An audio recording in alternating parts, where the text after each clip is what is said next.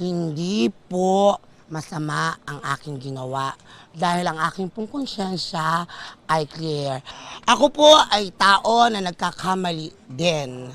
Pero malinaw po ang aking konsyensya.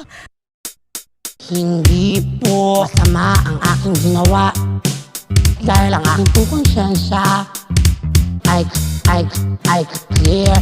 Ako po ay tao na nagkakamali din. Pero malinaw po ang aking konsensya. Wag po naman ninyo ako agad husgahan. Ako ay simpleng taong nagkakamali lang, dahil lang sa malikot kong mga kamay na hindi ko agad napigilan. Ba't mo pa kasi iniwan ang cellphone mo dyan? Alam ko iho na alam mo din yan. Kahit sino pa ang dumaan, may kukuha talaga sa gamit na hindi binabantayan.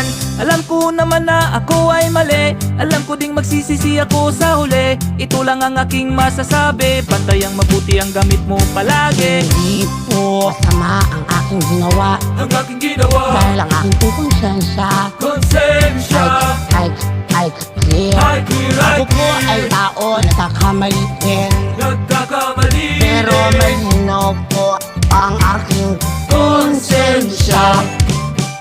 Malinaw po talaga ang aking konsensya. Hindi naman pagnanakaw ang aking nagawa. Di naman kasi ako pumasok sa isang establishmento. Nung napadaan ako sa harap ninyo, nakita ko ang cellphone na iniwan mo sa may pasimano. Bigla kong kinuha dahil walang bantay na tao.